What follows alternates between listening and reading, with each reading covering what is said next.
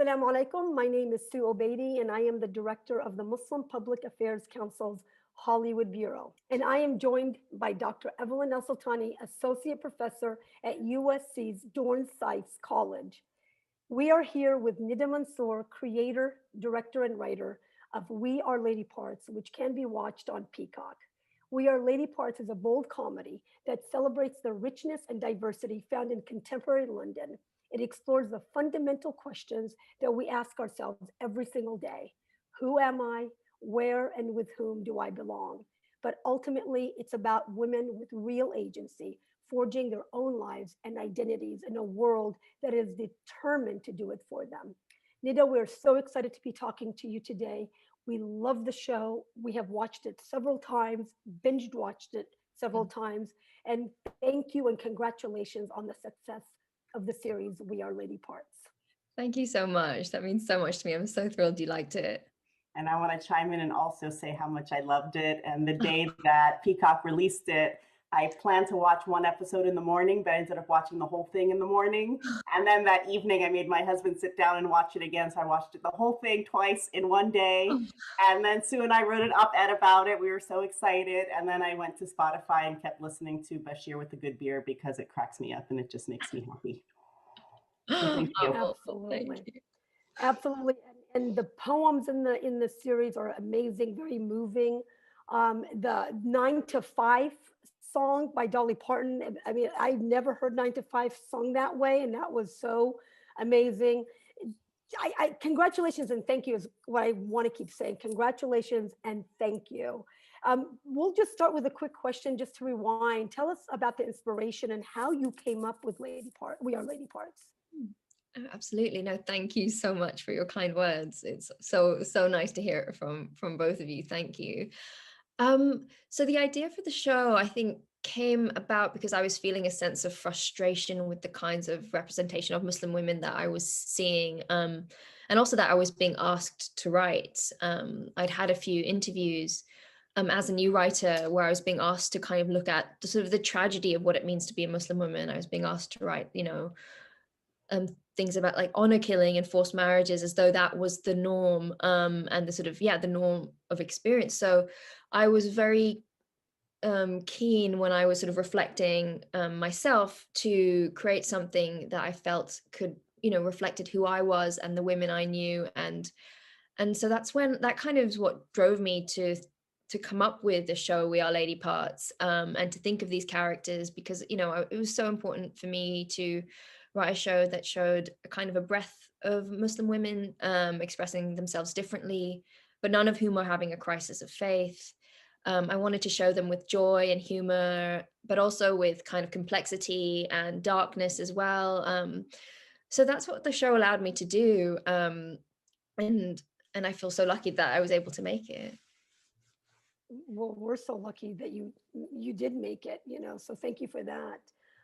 Evelyn, did you have the follow-up question on that? Yes. We have so much to ask you, actually. A lot. I should also tell you that I cried out of happiness because I'd never seen anything like it in my life. I was like sobbing of joy to see these women in the car together singing. It was amazing. Something I'm curious about. So Sue and I created this test, the Obeidi Alsultany test, and it specifically targets Hollywood writers and producers who are trying to do something different in this age of diversity. And I'm wondering, we think that there's been a shift in the US media. I don't know the UK media's situation, but there's been a shift here, partially promoted or prompted by Trump's Muslim ban, that people were very upset about it. And there was an expansion in representations of Muslims as a result. And there's still a lot of missteps and mistakes. And it's just at the very beginning. But I'm wondering if in the UK context, if you think something happened to allow for this show now, that perhaps 5 or 10 years ago, we don't want that show, we want the oppressed Muslim women, but now we're open to it. So I'm wondering if there's something similar happening in the UK, or if you think that there was something socially or politically that allowed for this show to for us to have this show now. I can't think of a sort of one thing in the way that the Muslim ban that you speak of prompted certain shows. I was seeing maybe a couple of Muslim men getting shows made that was interesting, and in the comedy space. There's a show over here called Man Like Mubin, which is really lovely. I I can't think of any one thing. What I did do, however, when I was pitching the show, I kind of did a lot of the heavy lifting of development kind of on my own. So when I was taking it around, I had a pretty fleshed out idea, idea of what I wanted the show to be in terms of who the characters were, what I wanted the tone to be, and how I wanted to say that. So I was able to kind of then take that around to different production companies and see who chimed with it and who would really kind of enable me to do it the way I wanted to do it. And so that is where I found Working Title, and my producer there, Sirianne Fletcher-Jones, just immediately got it and helped. And then we then tried to find the right home for it. So it was actually more a case of trying to find the right people who would allow me to make the show the way I wanted to make it. And that actually was quite freeing, because I could just navigate and just kind of quite quickly kind of say no, or to just take it away because it means so much to me, and I wanted it to be a comedy. And that was also something that people were like, oh, okay, because they, again, having Muslim women in a comedy wasn't something that not everyone was game for. So, I can't think of an external thing, but it was actually more, I really felt that I was trying to find the right team. And, we got in with Channel 4, and our comedy execs there seemed to also very much support what I wanted to do. And I don't know. I do feel very lucky, because I do feel that, if it was even a few years before, I'm not sure I would have got the green light for the show. I feel like there is something in the time, but I can't really point to one sort of moment. That's awesome. I have a follow-up question. As you were pitching and create, producing, were you getting any pushback about maybe adding old tropes into the storyline and story arcs? Or it happens a lot where, when it's so perfect that sometimes, suggestions are made to kind of make it, less authentic. Were you getting any kind of that feedback? Yeah, a little bit. And that was what was so interesting, because for me it was a test for me to see how companies reacted to the show. If they were like, oh, maybe it should be more dramatic, maybe it's too silly. And it's like, no, I want it to be silly. We're not allowed to be silly. Or actually most of the thing was wanting it to be more serious, or maybe we should go a bit darker here. And it's like it really quickly enabled me to kind of take it off the table from places that I didn't think were really getting it, and it was just really wonderful when I met Sirian, because she was just like, yes, I want to make this show that that's here. And she really, embraced it. So I felt very lucky. Actually, it was quite weird, because I'm a new writer, so it was strange to have this sort of kind of confidence to say no to companies that were interested. But it's that thing when it's so important to you, and you want to do it right, and I'd rather not do it than do it wrong. And that really kind of emboldened me to say no to people, maybe in a way that I wouldn't for other ideas that didn't have that personal connection. That's awesome. That responsibility is such an honor. So thank you for staying true to the storyline, to your experiences, and to the characters. I do want to say something personal.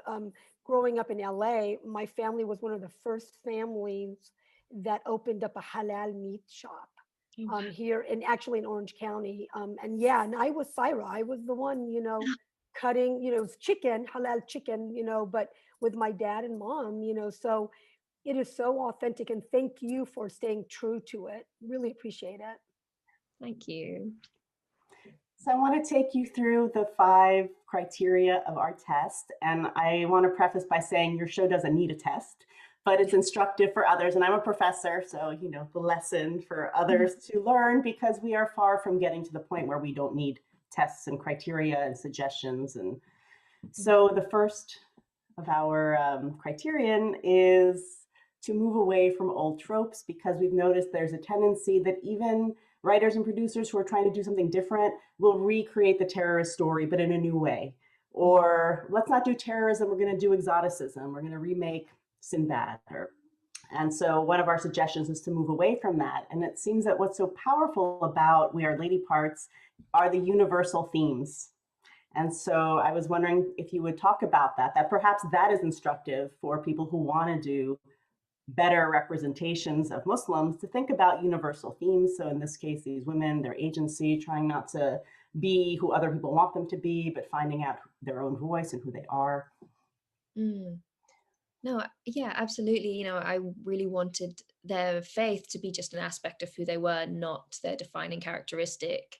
And that they are, you know, they're a band and they want to get gigs is sort of enough. And that it's that very, as well as like women who want to have their voice and have their voice heard. And, you know, I felt like I wanted it to be universal. And it wasn't like you know, we don't have to reach for that. It's just the truth of who you are. So in a way, it was so freeing to be able to write, you know, these women just being people. And it felt so, you know, so right. And so for me, just actually it was like the first time I felt I could really express myself in this really honest and open and way that was just really nourishing for me as a writer as I was doing it. And that I think comes a lot to, as you were saying, being able to explore the universal themes of, you know, finding your place in the world and figuring out who you are, and being in conflict with your friends. So that was all, you know, really, really lovely. So, I mean, I think that's really important.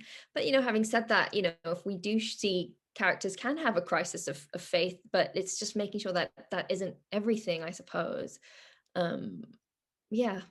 You know, one of the things that struck out about all the characters is that as hard as, you know, their experiences were, whatever they were dealing with, whether it was Amina with the whole, you know, marriage thing, and her best friend who, you know, was very judgmental, by the way, and you know, Syra and her parents, and we find out, you know, her sister, you know, died of leukemia. They were still all very comfortable in their skin, in their skins. That was really that what also stuck out, and was it was so inviting and so new to us here that, again, you know, thank you and congratulations. So really, that was just another thing I wanted to point out.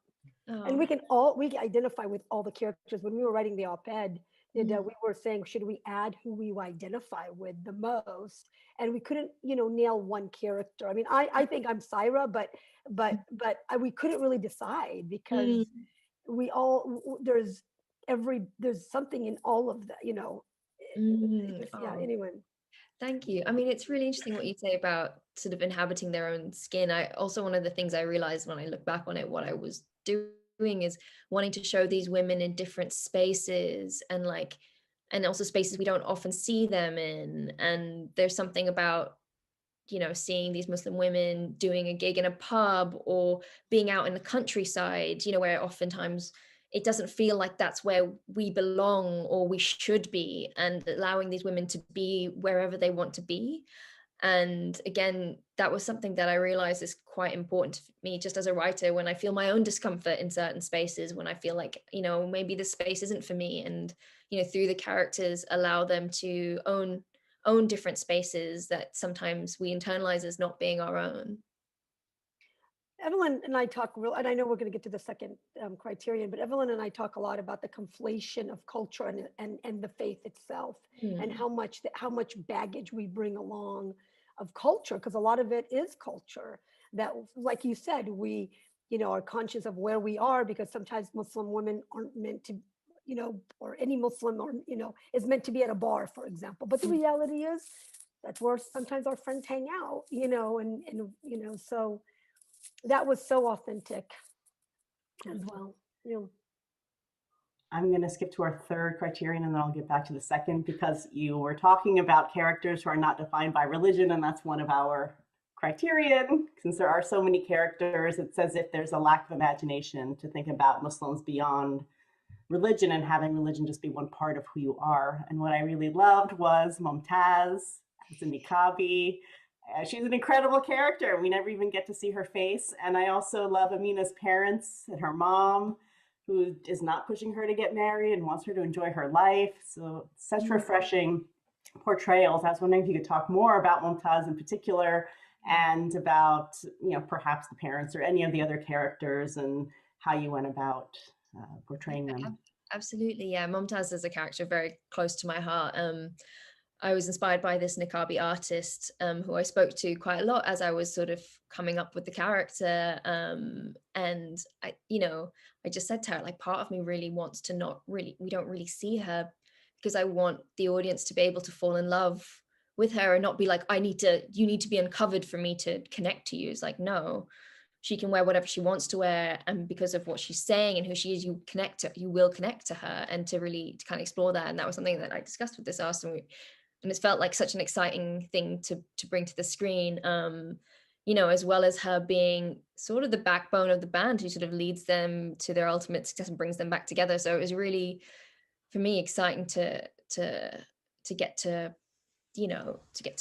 show her. And as you said, the parents were just so much fun to write and to direct. They're just, just again, not being overbearing parents is that trope that we see. I didn't want to do that. I was really inspired by my own parents, who, they're not like totally like out there, but they don't have to be. They're just, they're quite silly and loving, and it's a warm family environment. I think that's one of the things I realize is missing from what I've seen of Muslim representation. There's a lack of like warmth in the home. Like, the expectation is that at home it's all like doom and gloom, and you need to run away from it, rather than a place that could possibly be nurturing.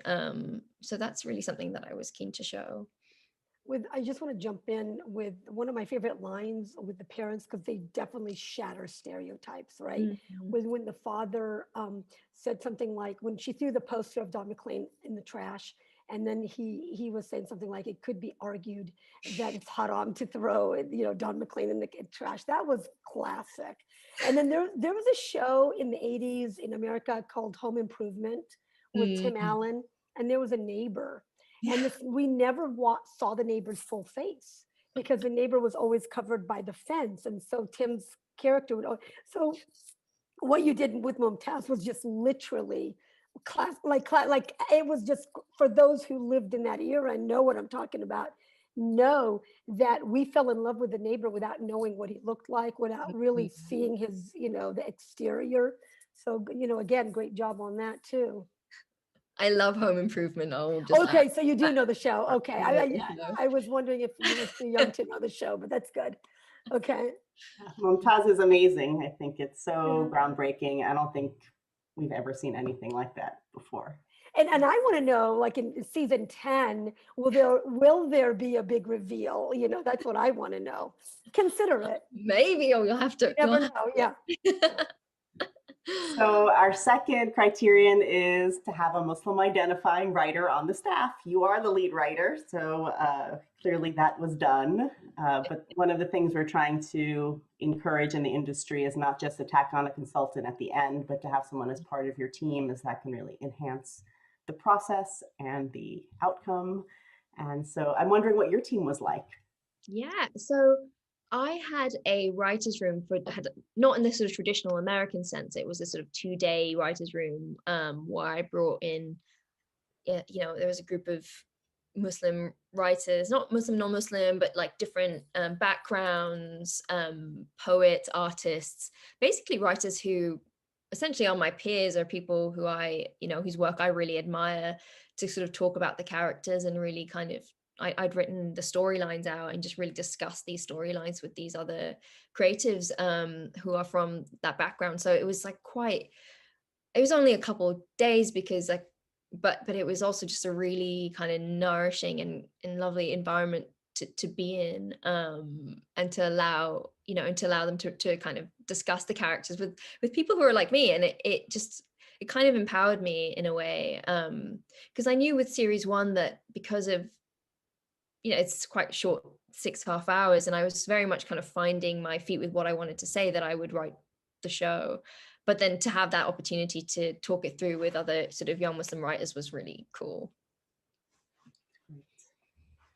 So we have 2 more criterion that we want to get your take on. One is, having Muslims as a strong presence in the storyline rather than adding in the background, because there's a tendency to start to diversify by adding in the background, and then that character is not essential to the storyline. It's nice, it's good, it's not bad, but we want to get to actually know Muslim characters, and obviously your show has 5 Muslim women at the center of the show. And you have told us a little bit about these women, but I don't know if there's anything else you want to add about what it means to have 5 women at the center of a show who are Muslim. Yeah, it's interesting when you have, so it stops being a thing really, because they're friends. They don't have to, explain why they're Muslim to each other. They are who they are. So the stories kind of become about them as friends and as kind of different kinds of women. So it is just, it doesn't feel like a thing when I was doing it. It's so lovely to hear you talk about it as being groundbreaking, but when you're just having fun writing your friends, it sort of feels like quite a natural and normal thing to do, I suppose. I just hope like maybe we just get more of it. It is a thing, Nida. I mean, it is a thing. You did it so elegantly and class. I mean, it was very classy and almost like with some. It's never been done before. It literally has never been done before, and so the common thread in the series is the love of their faith and the love for each other and their families, but we don't come, it's not on the nose. And and so that is what I think balances it all out and brings it to the top, that you love them because of who they are, but then when you really think about it, it's just you want to be best friends with each and every one of them. And that is not, that's what we're talking about. That's the groundbreaking we're talking about. That's the out of the ballpark storytelling that you were able to do. Because we don't walk around, I mean, I know, I'll speak for myself. I don't walk around with Islam on my sleeve, you know, but I live it. And that's what these characters did. And in one of the episodes when the influencer, misrepresented who they were, they fought hard and they were staunch about how much they loved the faith and how it was represented in that article.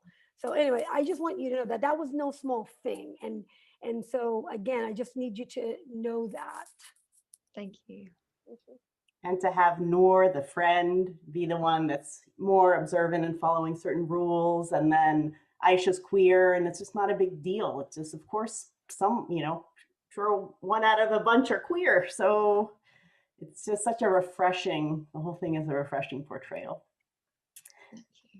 Our 5th and final criterion is to portray Muslims as the diverse group that they are. And so there's a tendency to portray Muslims as Arab, and Arabs are 20% of the Muslim community, maybe 15%. And in the US context, 20% of the community here is African American. So we really love the diverse cast of characters that you had, Arab and South Asian and African. So that was really wonderful. So I wanted to ask you about that. But also, when Sue and I were coming up with this test, we often talk about casting in terms of ethnicity, but not in terms of religion. So if this were a test about Arab representation or Middle Eastern, North African representation, we would have insisted that characters should be matched to their ethnicity. But with religion, it's much more complicated, and Muslims are of all backgrounds. So we didn't say you have to cast a Muslim to play a Muslim. But it's a question mark. It would inform a character if they were Muslim playing a Muslim. So I'm wondering also about how you went about casting, to what extent it mattered if the actual actors are Muslim, and those kinds of questions. Yeah, absolutely. Casting was such an exciting part of the process, is finding the right people to play the parts. And it was very extensive. And I remember when we did a lot of chemistry reads, because I really think the show, is dependent on that group of women at the heart of it, really believably being this sort of punk group of friends. And, for me, it was finding the right cast who could do not only the comedy but also be believably punk and work together in the ensemble. So, you know, I was really trying to find actors who could most truthfully represent the kind of nuances of personalities of each of the characters, because as you say, it's sort of wanting those nuances really have to sing quickly in quite a short space of time. So it was you know, it was brilliant because we're just slowly piecing together this group where they all bounce off each other, and they each have a different energy, and as well, you know, as you say, what was important to me, that it was like a diverse group of women. So as you say, it's not just, for example, North African or Arab, it was, you know, wanting South Asian and African, and I wanted that because, again, that was what I'd known and what I'd seen. So I just wanted to be able to bring that to the screen. And, you know, I worked really, really closely with my costume designer, PC Williams, and how we styled each of the characters. You know, a lot of what Aisha wears, for example, is, you know, informed by her being Iraqi, and like, how do each of the characters wear their hijabs and niqabs, and we were like thinking stylistically, what's their personality, you know, and also where are they from, how would they bring that, you know, how do they express their femininity. You know, for example, Syra, she had about 12 bits of costume, and that was it, because we're like, you know what, she doesn't overthink, she's just wears the same shirt again and again. She had one pair of jeans, we did minimal makeup. So I was really thinking, like, who are they, and can we get a sense of who they are immediately, and can they work together? And that was really, really, really fun and exciting. That's awesome. So, Nida, if you could do one thing over again with the show, the series, what would it be? If you could do it all over again, what would you either omit, add? That's such an interesting. Would I omit Or add or or change? add? Ooh. You know, it's maybe a cop-out answer. I wish I hadn't been so hard on myself through it. And I realized this from speaking to other writers, other new Muslim writers, you know, women writers as well.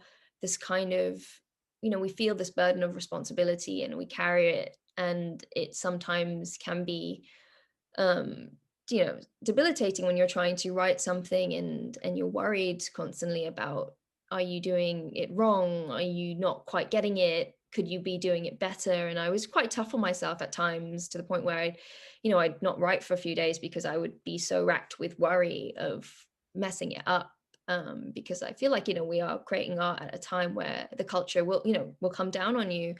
And I've really heard that from other new writers, who sometimes the questions I get are like, how do you write? How, you know, with the worry of not upsetting, you know, be it your parents or your friends or that auntie down the road, or just what you internalize, think what people will say, even if it actually doesn't quite represent the truth of what people will say. So, you know, for me, it was just wishing I was just a bit more chill. And it's so lovely and heartwarming to see it be received so, you know, so warmly, and just having young women really, really respond to it has meant the world to me. And I really feel like what I want to do is encourage other writers from, you know, marginalized groups who can sometimes wear that burden, and it can stop you, and just to be encouraging of them. Yeah. So you can incorporate that in from season 2 to 10. So Yeah. be more Exactly. chill. So Be more- what's next? What's next for you? What's next? Is there going to be a season 2? Where are you at with that? What are we expecting here? You know, fingers crossed. Still waiting to see if we get a series 2. I would love to. I think there's so much yet to be explored with these characters, and, you know, the possibilities are kind of endless with them. So I'm really excited to dive into that. I'm working on a film at the moment, which, you know, we'll see if it goes ahead. But I'm just sort of rewriting a movie. But yeah, that's kind of what I'm up to. Well, God willing, we'll see a season Inshallah. 2, yeah, to 10. Inshallah, Well, thank can you talk a little about the feature, or is it still in the early stages? I mean, it's still quite in the early stages, but again, it's a comedy with a lot of action. It's sort of an action comedy, but again, set in a sort of British Pakistani family. So it's again playing with genre, but but with characters that we maybe don't usually get to see in those genres. Wonderful, wonderful. Well, I guess with that, we'll just want to say thank you again. Congratulations again. And we look forward to pretty much anything by Nida Manzoor. Exactly. And also I want to thank our friends at Peacock and NBC Universal for reaching out to us. We're just so excited to be part of this journey with We Are Lady Parts. It's definitely a momentous occasion for us. If you have not watched the show, you drop everything and binge watch it. You are going to love it. I think I said it enough, and I can't underscore it enough. This is so refreshing, and we are so happy for you, Nida, and for really, honestly, to be honest with you, Muslim narratives. Period. Thank you. Thank you, Nida. Thank you Pleasure so to much. meet you. It's been such a pleasure. Thank you.